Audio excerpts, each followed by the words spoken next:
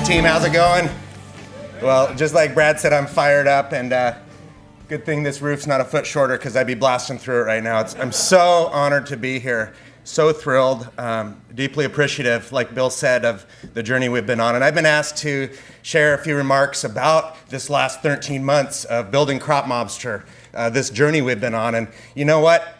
Things have been moving so fast. It's kind of like we're a biofueled NASCAR ripping around the track. Sometimes it's hard to step back and reflect on what the heck is happening. And I'm very much in that space of getting it done. So having this opportunity to step back and maybe offer some value to you is, let's get to it. You're paying customers at this conference. That's our job as speakers, add value to you as customers. Just a great honor. A little bit about me. Here's how I roll. For better or worse, plant a lot of seeds when it comes to innovation. Only some of them are going to sprout, but that's my, I think, biggest strength and probably my biggest confession to make. If there's a Betty Ford clinic for domain names,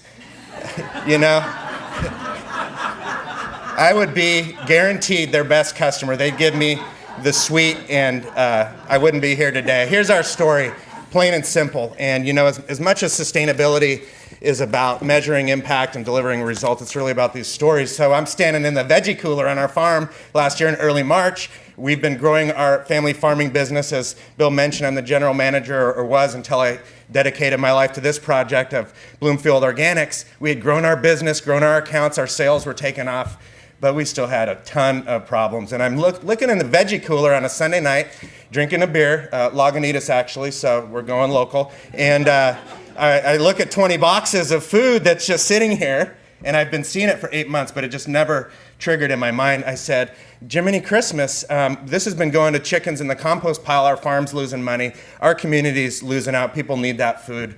And man, let's get her done. And so I whipped out this deal here. I'm going to ask you to use this in a little bit. And we had built a Facebook community that was at 3 people when I started, and we got it up to 600 or 700 or something. And I just told our crowd an honest story. I just said, hey, look, we've got this food. It's going to waste. We're losing money. We're losing an opportunity to get to know you as customers. And we made an alert on Facebook. And a little bit later, this lady texted me, I'm in. And she said, I'm going to come out tomorrow in my minivan, and I'm going to deliver it to families. So we were able to recover some of our costs, 20 families. Santa Rosa got affordable, healthy, local food. So I knew we were onto something. Next weekend, I did another experiment, this time a donation, and it worked. Within 45 minutes, a hunger relief group said, we're in. We found a home for our food. This time it was a donation. We've had a lot of opportunities to make donations, but a lot of times the groups just aren't ready when the vegetables are. That's where crowdsourcing comes into play. And that was the start of CropMobster.com. And here's how it works. A community-wide instant alert system. Anytime food or any other materials are at risk of going to waste, instant alert out to all of you alls. And our hope is to inspire you enough about that individual emergency so you'll start sharing via social media and crowdsource a home for that food. The problems we solve, as Bill mentioned, food waste. I had no clue about this, but the UN and others have just put a number on this. Massive opportunity. And it's going to connect with what that brother Huffman said a little bit earlier. Food waste, 40% of all food in this country, 1/3 globally wasted. That's crazy. 1 in 6 people in the US, food insecure, 1 billion globally. I mean, with all that food, right? Isn't that sort of nuts? And then another thing that needs to be mentioned is the folks at the pillar of the food system, farmers, are losing money. In this state, 53% of small farms, about 25,000 farms, do not report a profit each year. So that's pretty bad too. Now let's hone in on food waste. We're talking about a very political and contentious issue, but if food waste were a country, it would be the largest emitter of greenhouse gas emissions behind China and the United States. So talk about an opportunity to tackle this thorny topic which envelops all of us with concern without even really talking about it. Let's get food to people, and along the way, if we can reroute it from the dump, we'll be addressing climate change. That's a big deal right there. That's a big deal.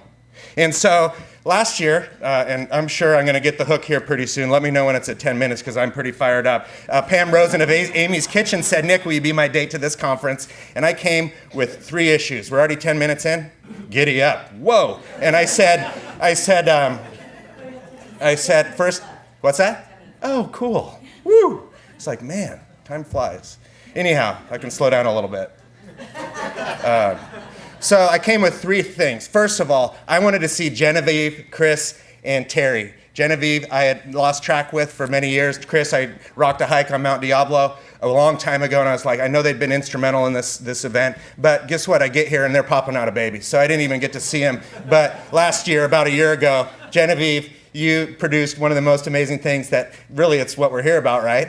It's our future. So good to see you. Congratulations to you, Chris, and Terry, who, man, for 43, you look pretty good for a grandfather. Any rate, so the next one was the most amazing business here that has the best placement is Create the Good Life, Eric and Beth. So I come in, I'm trying to figure my stuff out, and luckily they're placed near the bathroom where all of us are going to go, talk about a good location for business. And I walk by, and I had a wonderful session with them. And then I came in here with one mission, knowing that we had a good idea and knowing that we needed help and had something to offer. We weren't here to get, we were here to give and hopefully get some help along the way. And so pretty much every one of the keynotes from Google to Bill to Brad to elected officials, I cornered and I pretty much threw the sheetrock.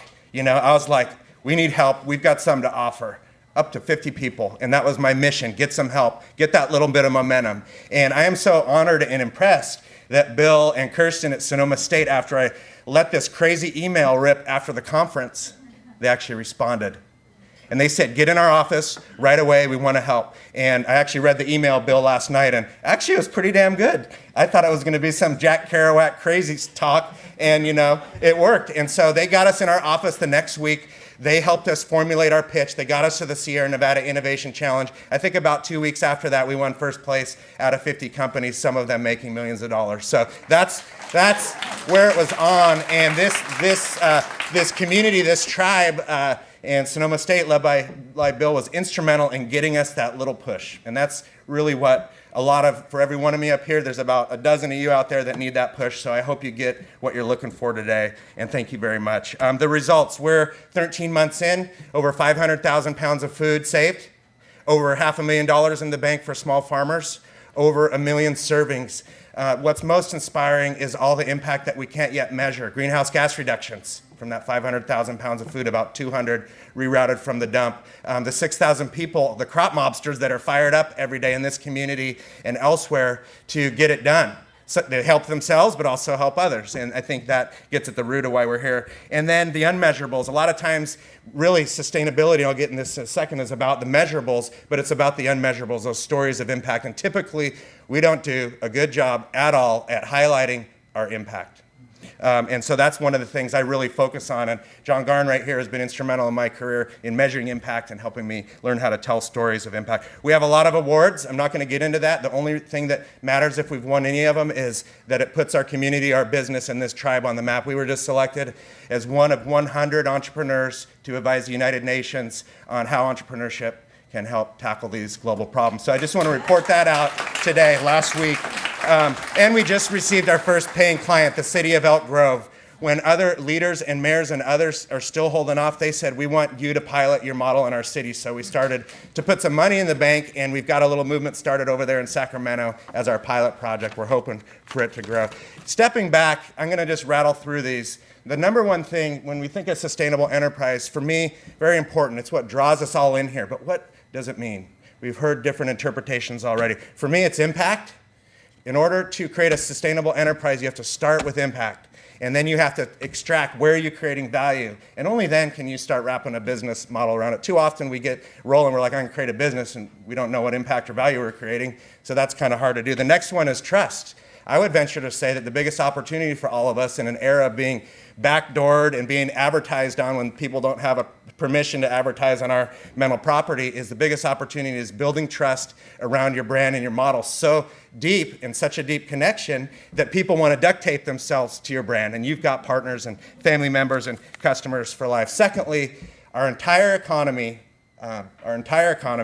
is based on commodity transactions, whether it's energy or Cliff Bar or in my case, food. We've commoditized pretty much everything. So if we can take the leap and wrap every transaction, every exchange with meaning and community, I really think that's where it's at. And that's been a key to our current momentum and success so far. Secondly, context and systems thinking. We go to the food session or the energy session or the water session, a lot of great sessions, but the real opportunity and magic is connecting the dots and playing around in that space in between these different seemingly disparate sectors.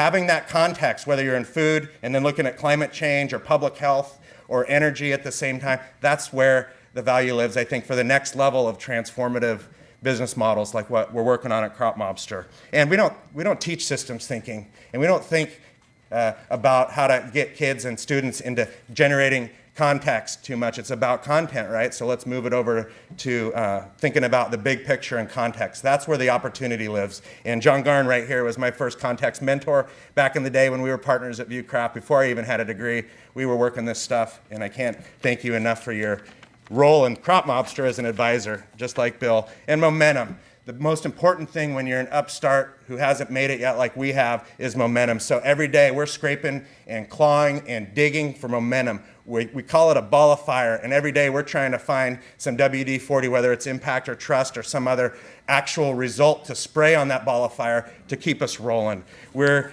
getting going. Growth mindset, that's the biggest thing too to talk about. There's a lady out of Stanford, Carol Dweck. She wrote a book on mindset. She actually studies the mindset of people who are successful, whether it's just a dad or a mom or a business leader, and those who aren't. And really, it boils down to having a growth mindset. When you're confronted by challenges like I was in the vegetable cooler that day, are you going to sit back and say, I can't tackle it? Or are you going to just let it rip and go for it? So growth mindset is critical. That's a major, important book I'd like you to read. What do we got, about 2 minutes left here? All righty. And one of my advisors, John Kunzweiler, is a fellow at the Aspen Institute. We've had an incredible journey the last year. For every up, we've had 10 downs. And we've made some big decisions. For every journey up to now, there are 3 or 4 pivotal decisions that need to be made. And a lot of times it's when you're wrong.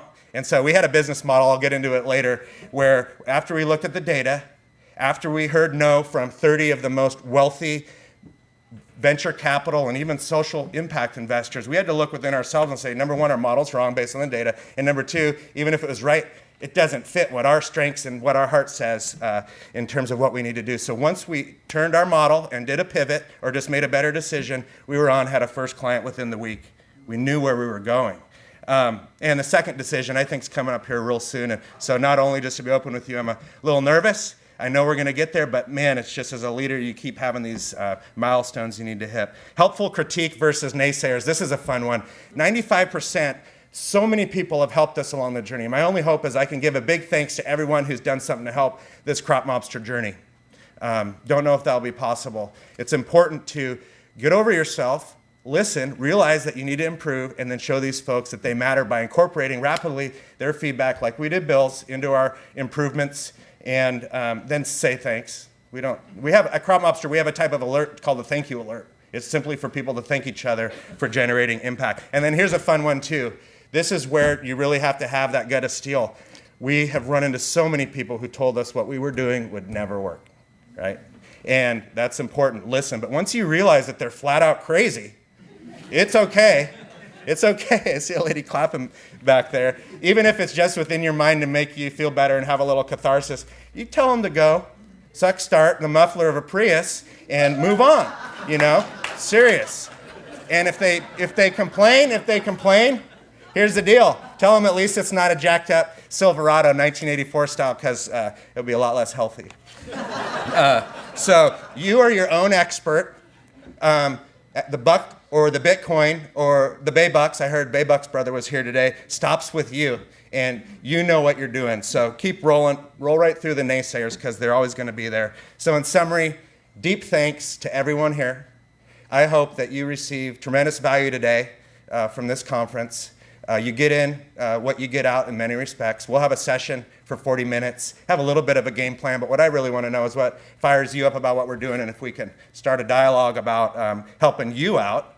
And then at the end of the day, Howard Buffett received a big old chunk of change from his father, Warren, wrote a book, 40 Chances, committed his life to changing the food system. And here's a good analogy for you. He said, what inspired me to title this book was talking to farmers at a John Deere conference. He said, in life, just as farming, you got 40 seasons to get it done.